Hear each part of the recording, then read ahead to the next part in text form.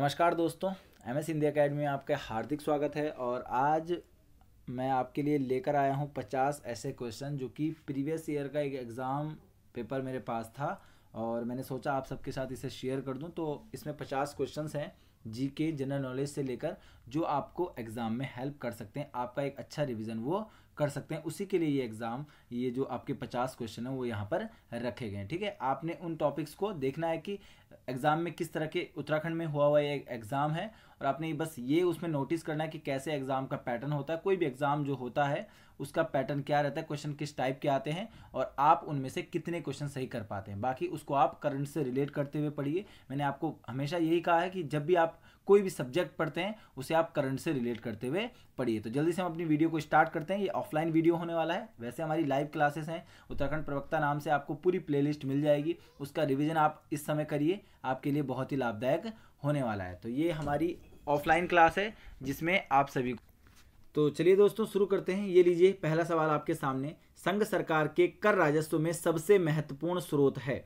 संघ सरकार के कर राजस्व में सबसे महत्वपूर्ण स्रोत कौन सा है? तो आपको आंसर बताना है कि इसका सही जवाब क्या होगा। तो इस क्वेश्चन का जो सही जवाब है वो जीएसटी इसका सही जवाब होगा, क्योंकि ऑप्शन में यहाँ पर जीएसटी नहीं है। मैंने पीडीएफ अलग से नहीं बनाई है, जो पीडीएफ मेरे पास अवेलेबल थी उसी को मैंने यूज़ किया है। तो इस क्वेश्चन का सही जवाब क्या हो जाएगा? जीएसटी। क्योंकि अगर आप वर्ष 2020-21 की अगर हम बात करें तो जो आर्थिक सर्वेक्षण जो हमारा आया है, ठीक है, उसके अनुसार मैं बात कर रहा हूँ, उसके अनुसार आपको बता रहा हूँ, बिल्कुल अपडेटेड डेटा है ये। 15% का जो हमारा राजस्व है वो हमको जीएसटी से प्राप्त होता है। बाकी आयकर की बात करें, आयकर इनकम टैक्स से 14% प्राप्त होता है। ठीक है, आप सीमा शुल्क की बात करें, जिनको आप कस्टम कहते हैं, उनसे 3% प्राप्त हुआ है। ठीक है, निगम कर की अगर हम बात करें तो 13% यहाँ से प्राप्त हुआ है और संघ उत्पाद शुल्क यहाँ से आपको 8% जो है वो प्राप्त हुआ है। तो सबसे ज़्यादा अगर आपसे पूछेगा जो हमारा इनकम का सोर्स रहा है वो है हमारा जीएसटी। ठीक है, जीएसटी कब लागू हुआ था? 1 जुलाई 2017 को ये लागू हुआ था सबसे पहले असम में। ठीक है, तो ये पहला क्वेश्चन था। दूसरा सवाल देखिए, आपने भी आंसर करना है और देखना, चेक करना है कि कितने सवालों के सही जवाब आप दे पा रहे हैं। दूसरा क्वेश्चन आपके सामने बताना है कि डैश के बाद की अवधि के दौरान खाद्यान्नों विशेषतः गेहूं के उत्पादन में बहुत वृद्धि हुई थी। तो क्या होगा इसका सही जवाब? 1954, 1964, 1965 या 1966? तो इसका सही जवाब हो जाएगा 1966। 1966 आप जानते हैं हरित क्रांति। ठीक है, विश्व में भारत में एमएस स्वामीनाथन और विश्व में नॉर्मन बोरलॉग इसके जनक रहे हैं। ठीक है, जो गेहूं आपका है, गेहूं, तो गेहूं रबी की फसल है और रबी की फसल गेहूं है। ठीक है, और इसका ही उत्पादन इसके बाद बढ़ा था 1966 के बाद। और रबी की फसल जो गेहूं है उसमें खैरा रोग आपको ध्यान रखना है। खैरा रोग गेहूं की फसल में लगता है, ये गेहूं की फसल में लगने वाला रोग है खैरा रोग। ठीक है, इसे भी आप ध्यान रखिए। अगला सवाल देखिए, तीसरा सवाल आपको बताना है, ग्रामीण बैंकों पर कार्यकारी समूह की सिफारिशों के फलस्वरूप शुरू में 5 ग्रामीण प्रादेशिक बैंक स्थापित किए गए थे। आपको बताना है किस वर्ष में? 1973 में, 1974 में, 1975 में या 1976 में? तो इस सवाल का सही जवाब क्या हो जाएगा? सी ऑप्शन इसका सही जवाब है। 1975 इसका सही जवाब हो जाएगा। ठीक है, 1975 में। तो ये आपको ध्यान रखना है। बाकी बैंकों से रिलेटेड क्वेश्चन है तो मैं आपको बता दूं कि ओरिएंटल बैंक और यूनाइटेड बैंक ऑफ इंडिया का जो मर्जर हुआ है वो पीएनबी में हो गया है और पीएनबी अब सरकारी क्षेत्र का दूसरा सबसे बड़ा बैंक बन गया है। उसके साथ साथ आप ध्यान रखिए, Canara bank plus syndicate bank, इनका दोनों का मर्जर हो गया है। इंडियन बैंक और इलाहाबाद बैंक, इनका मर्जर यानी कि विलय हो गया है। और Union Bank plus Andhra Bank plus Corporation Bank, इन तीनों बैंकों का भी विलय हो चुका है। तो कुल मिलाकर ये आपके कितने बैंक हैं? 10 बैंकों का विलय हुआ है, जो कि 1 अप्रैल 2020 से लागू हो चुका है। ये भी आपको ध्यान रखना है। अगला सवाल देखिए, चौथा सवाल। आदत मेरी थोड़ी वैसी है कि मैं आपको डिटेल में ही हर क्वेश्चन को लेकर चलता हूं, लेकिन मेरे यहाँ पर प्रयास ये होगा कि कम समय में आपका लूं। अल्प विकसित देशों में गरीबी का मुख्य कारण है, ये आपको बताना है। स्वैच्छिक निष्क्रियता, आय में असमानता, सांस्कृतिक गतिविधियों का अभाव या लोगों में बुद्धि का अभाव? तो इस सवाल का सही जवाब क्या होगा? बी ऑप्शन इसका सही जवाब हो जाएगा। आय में जो असमानता होती है वही अल्प विकसित देशों में गरीबी का मुख्य कारण रहता है। अगला सवाल देखिए, 5वां सवाल। बताइए, कार्ल मार्क्स की पुस्तक दास कैपिटल प्रकाशित हुई थी 1857 में, 1862 में, 1867 में या 1872 में? तो इसका सही जवाब क्या होगा? 1867 इसका सही जवाब हो जाएगा। दास कैपिटल कार्ल मार्क्स की पुस्तक है, ठीक है। दास कैपिटल कार्ल मार्क्स की पुस्तक है। आप कमेंट बॉक्स में जरूर बताइएगा कि कार्ल मार्क्स का संबंध किस देश से है, ठीक है। कमेंट बॉक्स में आपको ये बताना है। अगला सवाल देखिए, छठा सवाल आपके सामने है। बताइए सरकारिया आयोग का गठन किस वर्ष किस विषय पर रिपोर्ट देने के लिए किया गया था। सरकारिया आयोग आपको बताना है कि किससे संबंधित है। सरकारी कर्मचारियों के लिए नए वेतनमान, केंद्र राज्य संबंध, राम जन्मभूमि, बाबरी मस्जिद विवाद या कावेरी विवाद। तो इसका सही जवाब क्या हो जाएगा, केंद्र राज्य संबंध से संबंधित है आपका सरकारिया आयोग, ठीक है। सरकारिया आयोग केंद्र राज्य संबंध। अगला सवाल देखिए, सातवां सवाल देखिए आपके सामने है। संविधान का निम्नलिखित में से कौन सा अनुच्छेद मौलिक कर्तव्यों से संबंधित है। तो अनुच्छेद 39 गा, अनुच्छेद 51 का, अनुच्छेद 29 खा या उपयुक्त में से कोई भी नहीं। तो इसका सही जवाब क्या होगा, सी ऑप्शन इसका सही जवाब हो जाएगा। अनुच्छेद 29 का जो आर्टिकल 29 बी होगा वो इसका सही जवाब हो जाएगा, क्योंकि आप जानते हैं ये हमारा मौलिक अधिकारों से संबंधित भाग 3 के अंतर्गत ये आता है। अगला सवाल देखिए, 8वां सवाल, लोकसभा का कार्यकाल कितनी बार 6 वर्ष तक बढ़ाया गया था। तो आपको बताना है कितनी बार बढ़ाया गया था, 1 बार, 2 बार, 3 बार या कभी भी नहीं। तो इस सवाल का सही जवाब क्या होगा, 1 बार, ठीक है। 1 बार इसका सही जवाब हो जाएगा। आप सभी जानते हैं 1975 में जो आपातकाल लगा था उसमें जो लोकसभा का कार्यकाल है उसको बढ़ाकर 6 वर्ष किया गया था। आर्टिकल 83 में लोकसभा के कार्यकाल से संबंधित बातें आती हैं, ठीक है। तो उसी में यह बताया गया है कि यदि आपातकाल हो तो जो लोकसभा का कार्यकाल है उसको 1 वर्ष के लिए बढ़ाया जा सकता है। तो आर्टिकल 83 इससे संबंधित हो जाएगा। अगला सवाल देखिए, छाया मंत्रिमंडल, ठीक है। छाया मंत्रिमंडल आपको बताना है। छाया मंत्रिमंडल जिसको शैडो कैबिनेट कहते हैं की रीति कहां से शुरू हुई थी। संयुक्त राज्य अमेरिका में, ग्रेट ब्रिटेन में, इटली के अंदर या फ्रांस में। इसका सही जवाब क्या होगा, तो ग्रेट ब्रिटेन इसका सही जवाब हो जाएगा। यहीं पर छाया मंत्रिमंडल जो है उसकी रीति शुरू हुई थी। छाया मंत्रिमंडल क्या होता है, जो मंत्रिमंडल है उसके विपक्ष में, यानी कि उसके विपक्ष में विपक्षी जो पार्टियां होती हैं वो मिलकर एक मंत्रिमंडल, हर मंत्री के विपक्ष में वो एक अपना सदस्य के तौर पर एक मंत्री खड़ा करते हैं। और एक छाया मंत्रिमंडल मतलब एक मंत्रिमंडल की पूरी विपक्षी मंत्रिमंडल को वो खड़ा कर देते हैं और उसे ही छाया मंत्रिमंडल या शैडो कैबिनेट कहा जाता है, ठीक है। और ग्रेट ब्रिटेन का जो मॉडल है कैबिनेट का उसको वेस्ट मिनिस्ट्रियल कैबिनेट भी कहा जाता है, वेस्ट मिनिस्ट्रियल कैबिनेट, क्योंकि वेस्ट मिनिस्ट्रियल में ही उनकी संसद है। अगला सवाल देखिए, 60वां सवाल आपके सामने होगा, ठीक है। उसे आपने देखना है। ये आपका 60वां सवाल है, आंसर कीजिए। उच्चतम न्यायालय ने किस मामले में मौलिक अधिकारों की प्रमुखता राज्य नीति के निर्देशक सिद्धांतों से ऊपर स्थापित की थी। कौन सा वो केस था जिसमें उस सुप्रीम कोर्ट ने ये कहा था कि जो मौलिक अधिकार हैं वो राज्य की नीति तत्वों से ऊपर हैं। तो इसका सही जवाब क्या हो जाएगा, तो इसका ए ऑप्शन बिल्कुल सही जवाब हो जाएगा। गोलकनाथ का जो मामला था उसमें ये बात कही गई थी। बाकी ये सभी मामले उसी से संबंधित है, लेकिन मेनली आपको गोलकनाथ का मामला इसका सही जवाब हो जाएगा। गोलकनाथ मामला हो, केशवानंद भारती मामला हो, मिनर्वा मिल्स, इंपॉर्टेंट केसेस हैं, इनके क्वेश्चन बनकर आते हैं। तो इनके जो भी जजमेंट रहे हैं उनको आपने एक बार ध्यान से देख लेना है। पॉलिटी में यहां से क्वेश्चन बन सकता है, ठीक है। केशवानंद भारती केरल में अभी हाल ही में 2020 में ही इनका देहांत हुआ। केरल से ये संबंधित है, केरल राज्य से इनका संबंध है। अगला सवाल देखिए, 61वां सवाल, आंसर कीजिए। भारत संयुक्त राष्ट्र में कब शामिल हुआ था। तो 1945 में, 1947 में, 50 में या 54 में। इसका सही जवाब क्या होगा, तो ए ऑप्शन 1945 का सही जवाब हो जाएगा, क्योंकि आप सभी जानते हैं भारत जो है इसका संस्थापक सदस्य राष्ट्र है। 24 अक्टूबर 1945 को संयुक्त राष्ट्र संघ की स्थापना हुई थी। 24 अक्टूबर की हुई यूएनओ डे मनाया जाता है। मुख्यालय इसका कहां पर है वो आप कमेंट बॉक्स में जरूर बताइएगा। जो इसके हेड हैं अभी वर्तमान में एंटोनियो गुटरेस हैं, 9वें इसके प्रमुख हैं, पुर्तगाल के रहने वाले हैं, ठीक है। पुर्तगाल से एक फेमस फुटबॉल खिलाड़ी हैं, उनका नाम क्या है कमेंट बॉक्स में बताइएगा। अभी वर्तमान में 193 देश संयुक्त राष्ट्र संघ में हैं, जिनमें कि 193 जो सदस्य है जो हाल ही में बना है दक्षिणी सूडान उसका नाम है। सबसे नया सदस्य, नवीनतम सदस्य दक्षिणी सूडान यूएनओ का है। और एक बात आप और ध्यान रखिए कि टीएस त्रिमूर्ति कौन है, तो भारत के स्थायी प्रतिनिधि हैं, भारत के प्रतिनिधि हैं टीएस त्रिमूर्ति संयुक्त राष्ट्र संघ के अंदर। अगला सवाल देखिए, भारत में उच्चतम न्यायालय के न्यायाधीश के रूप में नियुक्ति के लिए निम्नलिखित में से कौन सी अर्हता अनिवार्य नहीं है। तो कौन सी इनमें से एक अर्हता है जो कि अनिवार्य नहीं है, तो भारत का नागरिक होना चाहिए, ए। नंबर 2, आयु कम से कम 35 वर्ष होनी चाहिए।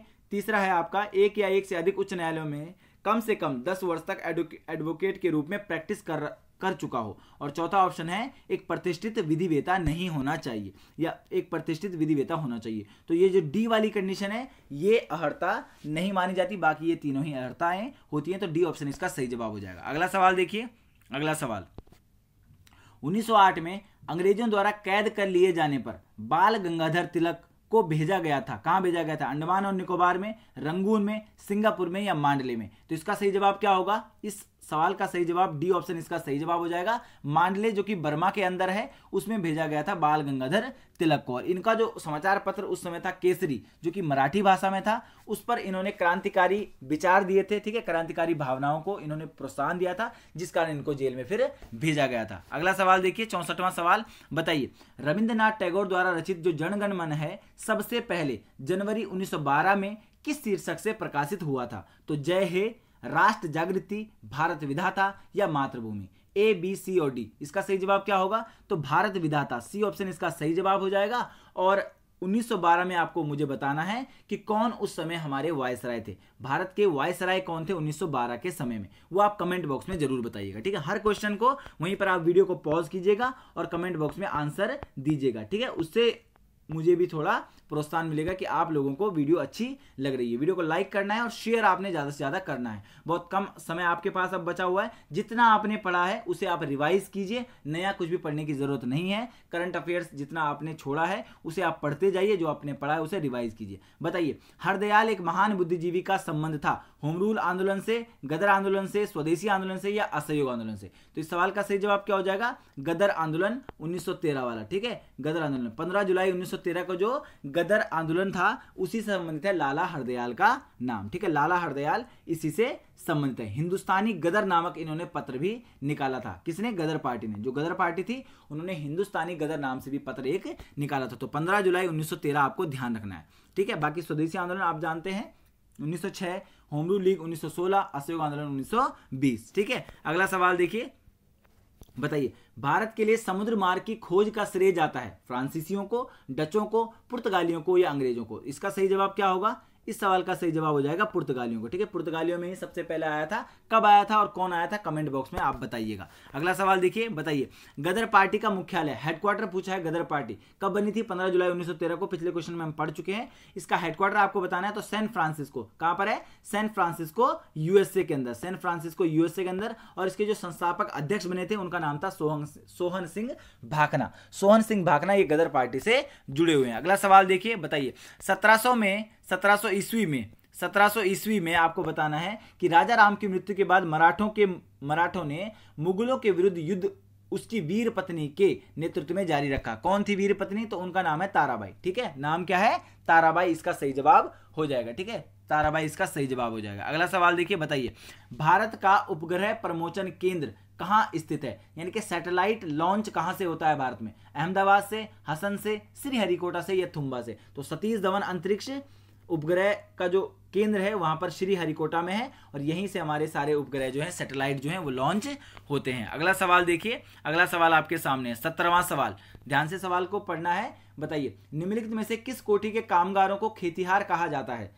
ऑप्शन ए जिनकी अपनी जमीन हो और खेती करते हो, दूसरा है जो जमीन पट्टे पर लेकर खेती करते हो, तीसरा है जो दूसरे की जमीन पर खेती करते हो, और चौथा है जिनकी जमीन हो और दूसरों से या संस्थाओं से पट्टे पर लेकर खेती करते हो। तो इस सवाल का सही जवाब क्या होगा? इसका सही जवाब हो जाएगा सी। जो दूसरों की जमीन पर खेती करते हैं उनको कहते हैं खेतिहार कामगार, ठीक है, खेतिहार कामगार उनको कहा जाता है। अगला सवाल देखिए, अगला सवाल आपको बताना है निम्नलिखित में से किस शहर में सड़क पर चलने वाले पंजीयत वाहनों की संख्या सबसे अधिक है, यानी कि रजिस्टर्ड व्हीकल किस शहर में है सबसे ज्यादा? तो मुंबई, कोलकाता, दिल्ली और चेन्नई। तो इसका सही जवाब क्या होगा? दिल्ली इस सवाल का सही जवाब हो जाएगा। दिल्ली में सबसे ज्यादा है, ठीक है, करीबन 109 कुछ लाख के आसपास यहाँ पर 2018 में रजिस्टर्ड कर लिए गए थे। अगला सवाल देखिए, भिलाई बताना है आपको। भिलाई इस्पात संयंत्र किसकी मदद से स्थापित किया गया था? भिलाई सभी में आपको पढ़ा चुका हूं। क्लासेस आपकी हुई थी 31 जनवरी को, जीएस का फुल डोज क्लास, बहुत ही इंपॉर्टेंट क्लास है। आपने अभी तक नहीं देखी है तो जरूर उस क्लास को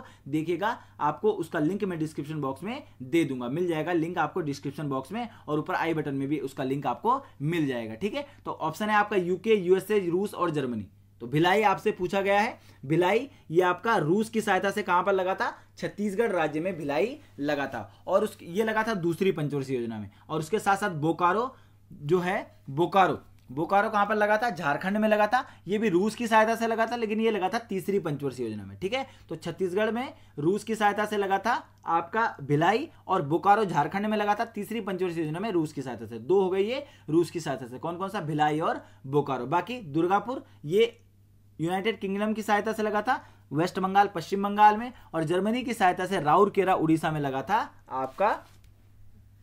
कौन सा? राउरकेला जो प्लांट है वो उड़ीसा में लगा था। किसकी सहायता से? जर्मनी की सहायता से। अगला सवाल देखिए, बताइए भारतीय मरुस्थल को कहते हैं गोबी मरुस्थल, सहारा, थार या अटाकामा? तो थार का जो मरुस्थल है वो भारतीय मरुस्थल है। बाकी गोबी मरुस्थल ये एशिया में मिलेगा आपको। ठीक है, जो चाइना के ऊपर मतलब आपका रूस वाला जो हिस्सा, वहां पर ही आपको मिल जाएगा गोबी मरुस्थल। सहारा आप सभी जानते हैं उत्तरी अफ्रीका में मिलेगा, और अटाकामा आपको दक्षिणी अमेरिका जो महाद्वीप है वहां पर आपको मिल जाएगा। अगला सवाल देखिए, अगला सवाल बताइए बेमेल युग्म को पहचानिए। आपको बताने इनमें से कौन सा बेमेल है? चाय असम, मूंगफली बिहार, नारियल केरल या गन्ना उत्तर प्रदेश? और इसका सही जवाब बी हो जाएगा, क्योंकि मूंगफली बिहार में होकर कहां होती है? जीजेएन के गुजरात में सबसे ज्यादा होती है। अगला सवाल देखिए, अगला सवाल बताइए चॉकलेट स्वास्थ्य के लिए हानिकारक हो सकती है क्योंकि इसमें डैश की मात्रा अधिक होती है? जिंक की, निकल की, शीशे की या कोबाल्ट की? तो इसका सही जवाब क्या होगा? इस सवाल का सही जवाब क्या हो जाएगा?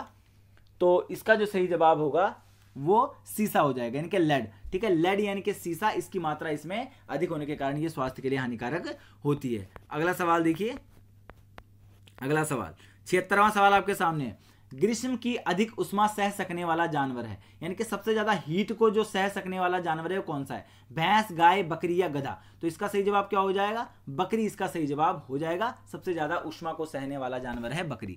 अगला सवाल देखिए, अगला सवाल डार्विन से संबंधित है। डार्विन के विकास के सिद्धांत के अनुसार जिराफ की लंबी गर्दन है, पहला, पीढ़ी दर पीढ़ी ऊंची पेड़ों पर पत्तों तक पहुंचने के सतत प्रयास के कारण बनी है। दूसरा ऑप्शन है ये उसे कोई लाभ नहीं है और मात्र एक संयोग है। तीसरा ऑप्शन है उसे आहार प्राप्त करने का लाभ देती है जिसके कारण लंबी गर्दन वाले जीवित रहते हैं। या चौथा ऑप्शन है अफ्रीकी सवाना के विशेष मौसम का परिणाम है। तो इसका सही जवाब क्या हो जाएगा? ए ऑप्शन इसका सही जवाब हो जाएगा। अगला सवाल देखिए, अगला सवाल बताइए साइलेंट वैली स्थित है। साइलेंट वैली कहां पे? असम में, केरल में, अफ्रीका में या आंध्र प्रदेश में? तो साइलेंट वैली नेशनल पार्क कहां पर है? केरल के अंदर। ठीक है, केरल राज्य में है ये साइलेंट वैली नेशनल पार्क। अगला सवाल, अगला विटामिन डी की कमी से होने वाले रोग रिकेटस में, रिकेटस जो है वो विटामिन डी की कमी से होता है, में शरीर का कौन सा अंग प्रभावित होता है? त्वचा, केश, अस्थि या रुधिर?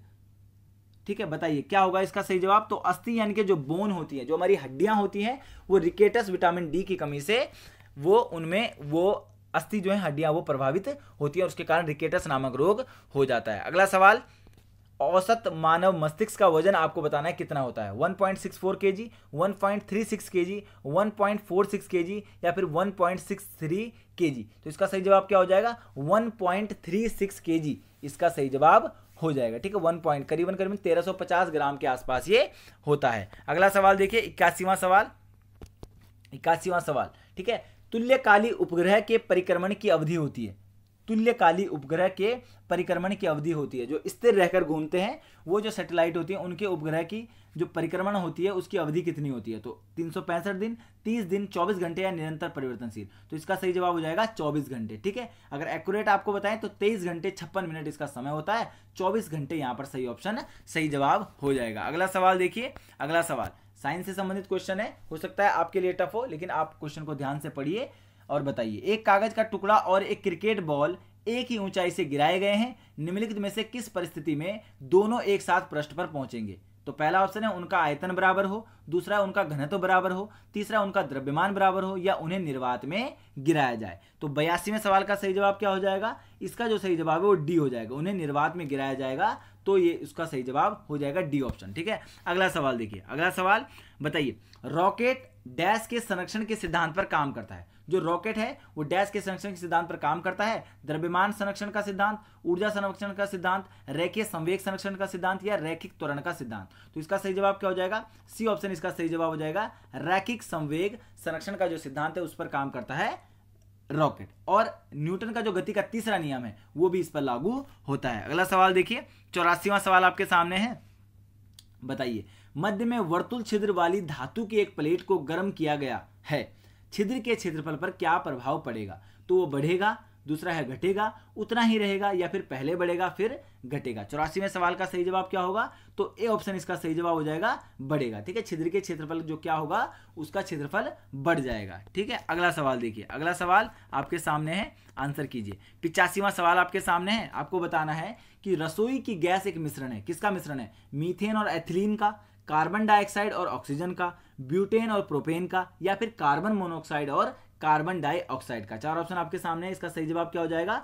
तो ब्यूटेन प्लस प्रोपेन, ब्यूटेन और प्रोपेन का जो मिश्रण होता है वो होती है रसोई गैस। ठीक है, इसमें 95% तक ब्यूटेन और प्रोपेन होती है, उसके अलावा भी 5% अन्य गैसें होती हैं। अगला सवाल, शुष्क पाउडर अग्निशामक में होता है। जो हमारा जो आग जब कहीं पर लगती है तो वहां पर जो शुष्क पाउडर यूज किया जाता है उसमें क्या क्या होता है? बालू, पहला ऑप्शन बालू और सोडियम कार्बोनेट, दूसरा है बालू और पोटेशियम कार्बोनेट, या बालू और सोडियम बाइकार्बोनेट। तो इसका सही जवाब क्या हो जाएगा? डी ऑप्शन इसका सही जवाब हो जाएगा, बालू और सोडियम बाइकार्बोनेट इसका सही जवाब हो जाएगा। अगला सवाल देखिए, 87वां सवाल, कांच प्रबलित प्लास्टिक बनाने के लिए किस प्रकार के कांच का प्रयोग किया जाता है? पायरेक्स कांच, फ्लिंट कांच, क्वार्टजाइट कांच, या रेसा कांच। क्या होगा इसका सही जवाब? तो डी ऑप्शन इसका सही जवाब हो जाएगा, रेसा कांच। ठीक है, रेसा कांच इसका सही जवाब हो जाएगा। अगला सवाल देखिए, 88वां सवाल आपके सामने है, बताना है कि नाभिकीय विखंडन के दौरान श्रृंखला अभिक्रिया को नियंत्रित करने के लिए न्यूट्रॉनों का अवशोषण करने के लिए प्रयुक्त 2 तत्व हैं।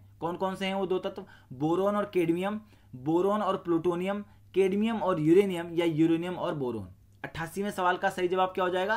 तो ए ऑप्शन इसका सही जवाब हो जाएगा, A option is the right answer. अगला सवाल देखिए, अगला सवाल 89वां सवाल आपके सामने है, बताइए निम्न में से किस स्थान पर विद्युत जल शक्ति से पैदा की जाती है? कौन सा वो स्थान है जिसमें विद्युत पैदा की जाती है लेकिन जल शक्ति के माध्यम से, यानी कि हाइड्रोल पावर है। ठीक है, हाइड्रोलिक पावर के द्वारा विद्युत यहां पर उत्पन्न की जाती है। तो नेवेली में, एन्नोर में, तूतीकोरिन में, या मेटूर में। क्या होगा इसका सही जवाब? तो मेटूर इसका सही जवाब हो जाएगा। और मेटूर कहां पर है? ये आपका तमिलनाडु राज्य के अंदर है। ठीक है, कावेरी नदी पर ये जल विद्युत जो पावर प्लांट है वो बनाया गया है। और कावेरी नदी पर कौन सा जलप्रपात है वो आप मुझे कमेंट बॉक्स में जरूर बताइएगा। जिन्होंने सारी क्लासेस हमारी देखी हैं, जो लाइव टेस्ट क्लासेस हुई है, जिन्होंने वो सारी क्लासेस देखी हैं, वो जरूर उसका सही आंसर देंगे कि कावेरी नदी पर कौन सा जलप्रपात है। अगला सवाल देखिए, अगला सवाल, पराश्रव्य तरंग की आवृत्ति होती है विशिष्ट रूप से 20 किलो हर्ट्ज से ऊपर, 20,000 हर्ट्ज से ऊपर, 20 हर्ट्ज से नीचे, या 2 किलो हर्ट्ज से नीचे। तो इसका सही जवाब क्या होगा? बी इसका सही जवाब हो जाएगा। पराश्रव्य तरंगें वही तरंगें होती हैं जिनको हम नहीं सुन सकते। ठीक है, तो ये 20,000 से ऊपर जो होती है इनको हम सुनने की क्षमता नहीं रखते। अगला सवाल देखिए, भारत ने हाल ही में किस देश के साथ ऊर्जा के क्षेत्र में, ये जो सवाल है ये करंट से संबंधित होगा उस समय का जब ये एग्जाम हुआ था, तो इसको हमने नहीं देखना है। ठीक है, अगला सवाल देखिए, अगला सवाल 92वां सवाल आपके सामने है, भारतीय चुनाव आयोग का सदस्य कौन है? तो ये उस समय का क्वेश्चन है, वर्तमान में इनमें से कोई भी सदस्य नहीं है। ठीक है, वर्तमान में जो सदस्य हैं, सुनील अरोड़ा ये मुख्य निर्वाचन आयुक्त हैं, और उसके अलावा सुशील चंद्रा और राजीव कुमार ये 2 अन्य सदस्य हैं। आप मुझे बताइएगा कि जो चुनाव आयोग है वो किस आर्टिकल के तहत आता है। अगला सवाल देखिए, 93 क्वेश्चन, कृत्रिम वर्षा या मेघ बीजन के लिए प्राय प्रयोग किए जाने वाले रासायनिक द्रव्य हैं। इंपॉर्टेंट क्वेश्चन है, अच्छा क्वेश्चन है। कृत्रिम वर्षा या मेघ बीजन के लिए प्रयोग किए जाने वाले रासायनिक द्रव्य कौन से हैं? सिल्वर आयोडाइड, सोडियम क्लोराइड, सूखी बर्फ, और उपयुक्त सभी। तो इसका सही जवाब क्या होगा? इसका सही जवाब हो जाएगा उपयुक्त सभी, डी ऑप्शन इसका सही जवाब हो जाएगा। अगला सवाल देखिए, बताइए, अगला सवाल ध्यान से पढ़िए, क्लिक जैकिंग क्या है? क्लिक जैकिंग क्या है? तो ये पहला ऑप्शन है, वेब प्रयोगकर्ताओं को गोपनीय जानकारी प्रकट करने के लिए फुसलाने वाली एक दुर्भावपूर्ण तकनीक है। दूसरा है, एक बिट सेकंड में डाटा भेजने और प्राप्त करने वाला एक साधन है। तीसरा है, कंप्यूटर इंजीनियरिंग का एक रूप है। और चौथा ऑप्शन है, किसी छवि को मॉनिटर पर दिखाने के लिए प्रयुक्त एक अंकीय प्रक्रिया है। तो ए ऑप्शन इसका सही जवाब हो जाएगा। ठीक है, ये एक वायरस है, इसे आप एक वायरस कह सकते हैं, जिसके द्वारा क्या होता है, गोपनीय जानकारी प्रकट करने के लिए फुसलाने वाली एक दुर्भावपूर्ण एक तकनीक होती है। ठीक है, अगला सवाल देखिए, 95वां सवाल, 95th क्वेश्चन आपके सामने है। आपको बताना है कि सेरेना विलियम्स शीर्ष स्तर की महिला खिलाड़ी हैं।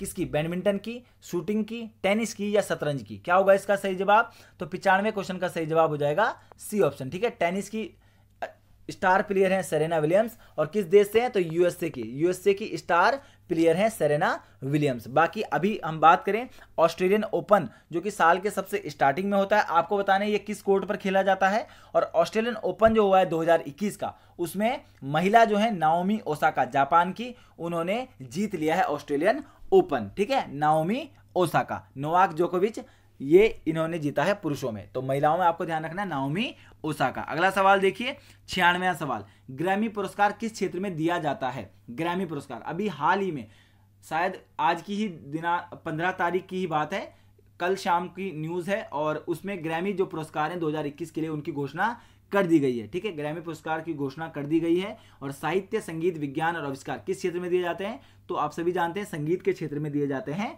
ग्रैमी पुरस्कार। वर्ष 2021 में जो दिए जा रहे हैं वो 63वें हैं। ठीक है, 63वें लॉस एंजलिस यूएसए के अंदर ये दिए जा रहे हैं। 2020 में ये स्थगित हो गए थे, तो अभी 2021 में दिए जा रहे हैं 63वें ग्रैमी पुरस्कार जो कि संगीत के क्षेत्र में दिया जाता है। एक बार आप उस पर भी नजर मार लीजिएगा कि किसको कौन सा पुरस्कार मिला है। बहुत सारी उसमें लिस्ट होती है, आपको ज्यादा कुछ देखने की जरूरत नहीं है, बस आप इतना ही ध्यान रखिए किस क्षेत्र में दिए जाते हैं और कौन सा ये संस्करण है। अगला सवाल देखिए, हाल में हॉपमैन कप किस देश ने जीता है? हॉपमैन कप आपसे पूछा गया। हॉपमैन कप, पहले तो आप ये बताइए हॉपमैन कप किससे संबंधित है? हॉपमैन कप टेनिस से संबंधित है, और अभी 2019 में इसका लास्ट हुआ था। ठीक है, 2019 में इसका लास्ट संस्करण जो हुआ था वो किसने जीता था? वो जीता था स्विट्जरलैंड ने। किसने जीता था? स्विट्जरलैंड ने। ठीक है, स्विट्जरलैंड ने वो जीता था, स्विट्जरलैंड ने। इसमें ऑप्शन नहीं है, आपको बता रहा हूं 2019 का स्विट्जरलैंड ने जीता था। 20 वाला स्थगित हुआ था, 21 का अब होगा। ठीक है, अगला सवाल देखिए, बताइए rediscovery of India, rediscovery of India किसने लिखी है? डिस्कवरी ऑफ इंडिया नहीं पूछा गया है, रीडिस्कवरी ऑफ इंडिया किसकी पुस्तक है ये आपको बताना है। ठीक है, 98th क्वेश्चन आपके सामने है। इसका सही जवाब क्या होगा? मेघनाथ देसाई। तो मेघनाथ देसाई, सी ऑप्शन इसका सही जवाब है। 2009 में ये जो पुस्तक है ये पब्लिश हुई थी, 2009 के अंदर ये पब्लिश हुई थी। मेघनाथ देसाई इसका सही जवाब हो जाएगा। अगला सवाल देखिए 99वां सवाल, बताइए भारत की 61वीं गणतंत्र दिवस परेड में मुख्य अतिथि कौन था? आपको बताना 61वीं, पहले तो मुझे आप ये कमेंट बॉक्स में बताइएगा कि जो 61वीं गणतंत्र दिवस है वो किस साल था। ठीक है, ये आप काउंट करिएगा, कैलकुलेट करिएगा कौन था। और उस समय आए कौन थे? तो आए थे दक्षिण कोरिया के राष्ट्रपति। दक्षिण कोरिया के जो राष्ट्रपति थे वो मुख्य अतिथि थे। अभी जो 72वां गणतंत्र दिवस हुआ है, 72वां जो गणतंत्र दिवस हुआ है उसमें कौन थे अतिथि? तो कोई भी उसमें अतिथि नहीं आए थे, कोई भी अतिथि उसमें नहीं आए थे। ठीक है, ये आपको ध्यान रखना है। और 72वां गणतंत्र दिवस की जो परेड हुई थी उसमें पहला स्थान, जो झांकी निकाली जाती है राजपथ पर, उसमें पहला स्थान राम मंदिर झांकी को मिला था, और दूसरा स्थान जो है उत्तराखंड की केदारनाथ झांकी को मिला था। तो ये भी आपने ध्यान रखना है। ठीक है, अगला सवाल देखिए, सुलभ मुद्रा का अर्थ होता है सॉफ्ट करेंसी, या सॉफ्ट करेंसी किसे कहा जाता है? तो सॉफ्ट करेंसी का मतलब क्या होता है? ब्याज की कम दर, बचत का निम्न स्तर, आय का निम्न स्तर, या काले धन का आधिक्य। 100वें सवाल का सही जवाब क्या हो जाएगा? तो ब्याज की जो कम दर होती है उसको कहा जाता है सॉफ्ट करेंसी या सॉफ्ट मनी। तो ये थे हमारे 50 क्वेश्चन जो मैंने आपके सामने रखे। इंपॉर्टेंट मुझे लगा कि आपको ये आपके साथ ये शेयर करना चाहिए, तो मैंने आपके साथ शेयर किया। बस आप भी इसे और लोगों के साथ शेयर कीजिए, अपना प्यार इस पर दीजिएगा, अपने प्यार इस पर बनाइए रखिएगा। MS हिंदी एकेडमी के साथ आप जुड़े रहिए और सभी अपडेट के लिए और प्रवक्ता के लिए आप सभी को लोगों को अग्रिम शुभकामनाएं। मेहनत कीजिए आप लोग सभी, अभी लास्ट टाइम है आपके पास, अच्छे से रिवाइज कीजिएगा चीज़ों को और अच्छे से आप पेपर दीजिएगा। आप सभी को मेरी ओर से और MS हिंदी एकेडमी परिवार की ओर से हार्दिक शुभकामनाएं, हार्दिक बधाई, और सभी लोग अच्छे से एग्जाम दीजिएगा। मिलते हैं एग्जाम के बाद, तब तक के लिए अपना ध्यान रखिए, पढ़ते रहिए।